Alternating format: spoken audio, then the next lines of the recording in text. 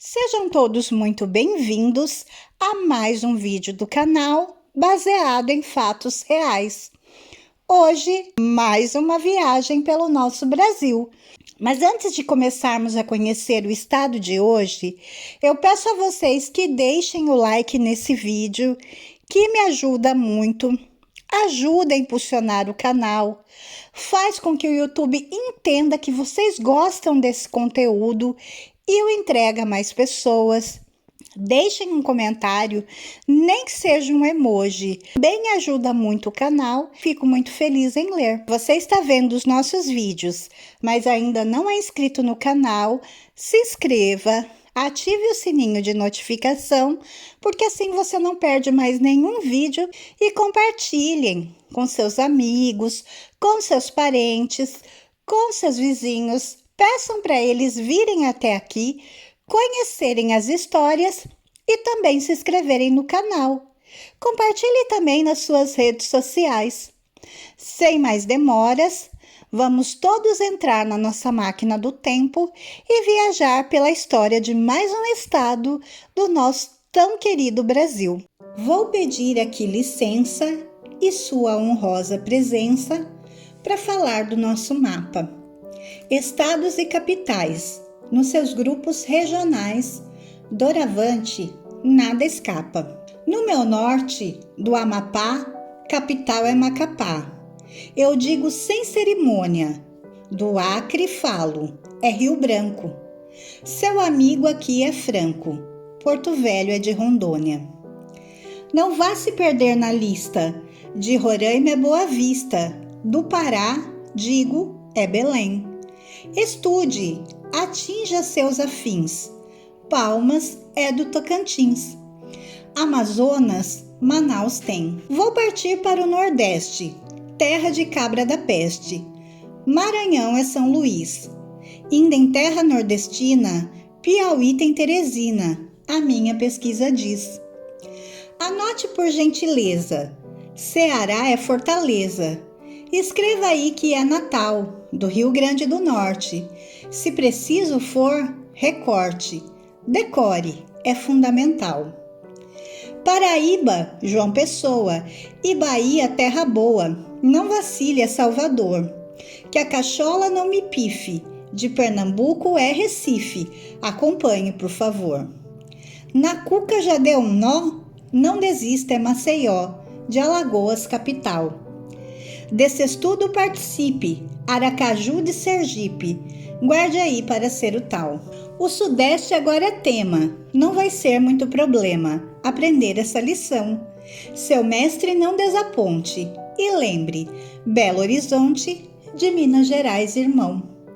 Vitória, Espírito Santo, Rio de Janeiro, Encanto, a capital não me dá. Seja esperto, agora tente. São Paulo tem igualmente uma capital xará. Para o sul vamos rumar e com certeza gravar. Florianópolis é a de Santa Catarina. Se você se determina, vai ser fácil, tenho fé. Rio Grande do Sul, amigo, Porto Alegre tem, eu digo. Na beira do rio Guaíba, lá embaixo ainda há, no estado do Paraná. Não esqueça, Curitiba. Seu confrade agora avisa, Centro-Oeste finaliza. Não se canse aí, seu moço, o cordel cultura traz. É Goiânia de Goiás, Cuiabá de Mato Grosso. Para tirar a nota azul, do Mato Grosso do Sul, Campo Grande vai dizer. No Distrito Federal, a capital nacional é Brasília, pode crer. Com roteiro concluído, espero ter atingido a meta, inscrito querido, de levar informação. Foi boa a minha intenção. Usei a rima por meio, em versos fiz um passeio, a todos meu abração. Gerson Brito. A nossa viagem de hoje será pelo estado de Roraima. Roraima está situado na região norte do país e é o estado mais setentrional ao norte da federação. E tem por limites Venezuela, Guiana, Pará e Amazonas. é um pouco maior que a Bielorrússia e é o 14º maior estado brasileiro. Em Boa Vista, que é a única capital brasileira totalmente no hemisfério norte, encontra-se a sede do governo estadual. A história roraimense está fortemente ligada ao Rio Branco. Foi através desse rio que chegaram os primeiros colonizadores portugueses. O Vale do Rio Branco sempre foi cobiçado por ingleses e neerlandeses, que adentraram no Brasil através do Planalto das Guianas em busca de indígenas para serem escravizados. Pelo território da Venezuela, os espanhóis também chegaram a invadir a parte norte do Rio Branco e no rio Uraricoeira. Os portugueses derrotaram e expulsaram todos os invasores e estabeleceram a soberania de Portugal sobre a região de Roraima e de parte do Amazonas. Os primeiros colonizadores portugueses chegaram então à região através do Rio Branco. Antes da chegada dos portugueses, os ingleses e neerlandeses já eram atraídos para a região com a finalidade de explorar o Vale do Rio Branco através das Guianas. A soberania de Portugal sobre a região só foi estabelecida após os espanhóis invadirem a parte norte do Rio Branco, juntamente com o rio Uraricoeira. A partir de 1725, missionários carmelitas iniciaram a tarefa de conversão dos povos indígenas da região. A ocupação portuguesa se intensificou a partir da década de 1730, quando avança pelo Rio Branco em busca de consolidação das fronteiras e mão de obra indígena. Para isso, organizam tropas de resgate, compra de indígenas transformados em escravos durante guerras de etnias opostas, tropas de guerra, punição e escravização de indígenas que atacassem núcleos portugueses ou impediam a evangelização, e a busca de produtos nativos do Brasil para comercialização, as chamadas drogas do sertão. Além disso, promoviam os descimentos, aldeamentos de missionários e indígenas voluntários ou compulsórios. Em meados do século XVIII, a coroa portuguesa passou a preocupar-se com as constantes expedições espanholas à região ocidental da Amazônia. Assim, foi cogitada a ideia de criação da Capitania Real de São José do Rio Negro, que ocorreu através de Carta Régia de 3 de março de 1755. O motivo principal da criação da nova capitania era a ameaça por parte dos espanhóis do vice-reino do Peru, mas também havia o temor advindo pelas expedições neerlandeses do Suriname, com fins de comércio e de aprisionamento de indígenas. As demarcações previstas pelo Tratado de Madrid de 1750 também influenciaram grandemente na medida, com a criação de uma nova unidade administrativa na região. Pretendia-se implementar, na prática, a colonização do Alto Rio Negro, criando-se a infraestrutura necessária ao encontro e aos trabalhos das comissões de demarcação portuguesa e espanhola, sendo que esse encontro jamais ocorreu, tendo forças portuguesas ocupado, nesse ínterim, provisoriamente, o curso do Baixo Rio Branco, efetuando plantações de mandioca para o aprovisionamento da comissão. O Forte de São Joaquim, construído em 1755, na confluência do rio Uraricoeira com o rio Tacutu, foi determinante na conquista do Rio Branco pelos portugueses. O forte, que hoje está destruído, tinha a finalidade principal de proporcionar aos portugueses a soberania total de Portugal sobre as terras do Vale do Rio Branco, que despertava uma cobiça internacional devido à sua pouca exploração. Os colonizadores portugueses, após assumirem a soberania e o controle total da região, criaram diversos povoados e vilas na localidade, juntamente com nativos indígenas. Nossa Senhora da Conceição e Santo Antônio, no rio Uraricoeira, São Felipe, no rio Tacutu, e Nossa Senhora do Carmo e Santa Bárbara, no Rio Branco. Foram os principais povoados criados na época, abrigando um número populacional significativo. Entretanto, devido aos conflitos entre os indígenas e os colonizadores, pelo fato de os indígenas não aceitarem submeter-se às condições impostas pelos portugueses, os povoados não se desenvolveram. Para garantir a presença do homem português nas terras do Vale do Rio Branco, o comandante Manuel da Gama Lobo da Almada iniciou a criação de gado bovino e equino no território em 1789. As fazendas de São Bento, São José e São Marcos, nos rios Uraricoeira e Tacutu, foram as primeiras a introduzirem permanentemente a criação de gado bovino e equino entre 1793 e 1799. Atualmente, a fazenda de São Marcos pertence aos indígenas e localiza-se em frente ao local onde existia o Forte São Joaquim. Durante um ano, entre 1810 e 1811, militares ingleses entravam no vale, mas foram expulsos pelo comandante do Forte de São Joaquim. A fronteira entre Brasil e Guiana, cujo processo de demarcação de fronteira já havia sido encerrado, precisou ser remarcada, devido às grandes invasões inglesas ocorridas nesse período.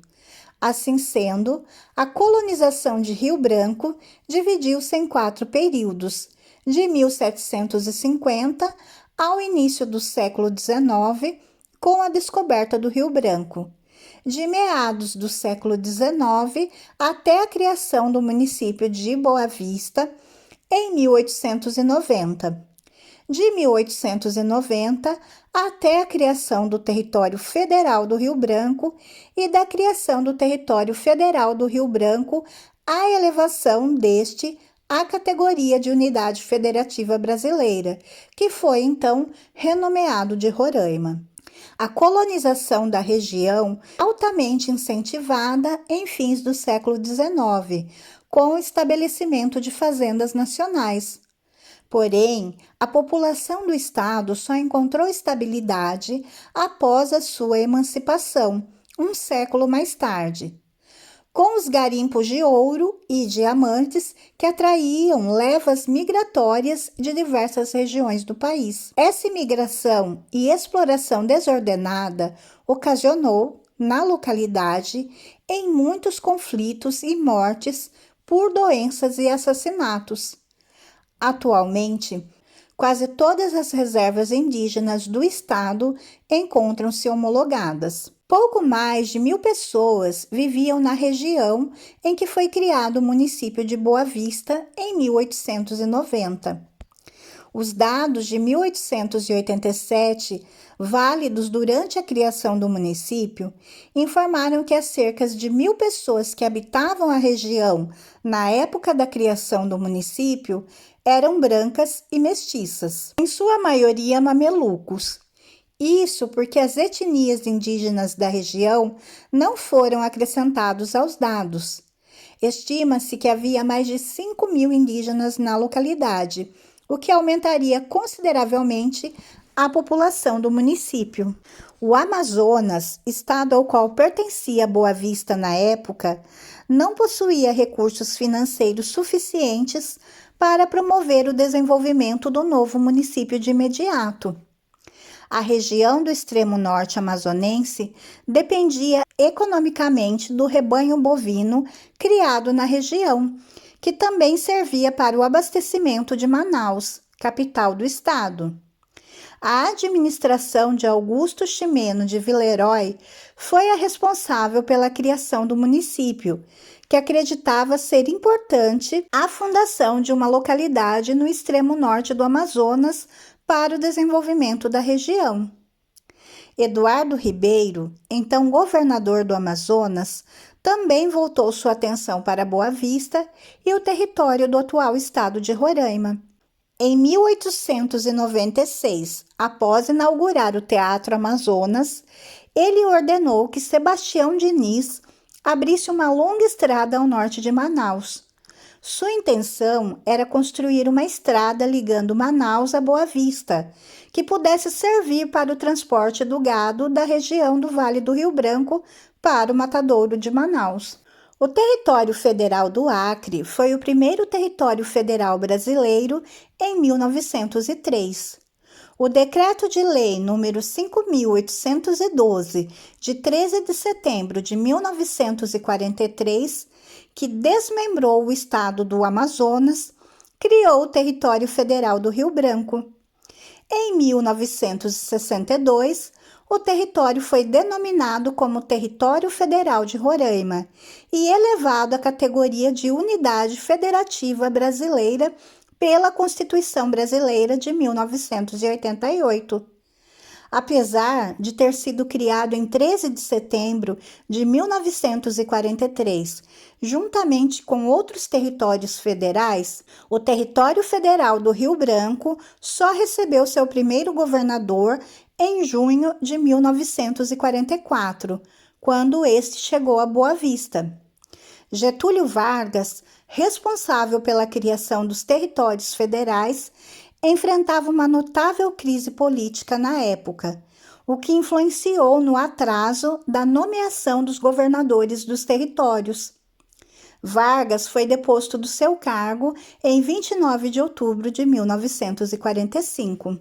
De 1943 a 1964, Roraima teve 15 governadores titulares, entre militares, que eram a maioria, mas também civis.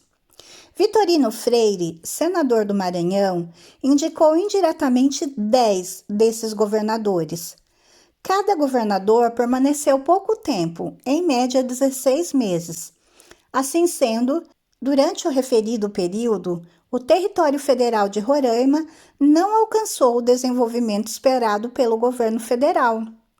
Durante o regime militar no Brasil, em um período de 21 anos, Roraima teve 8 governadores que administraram a unidade com poderes militares.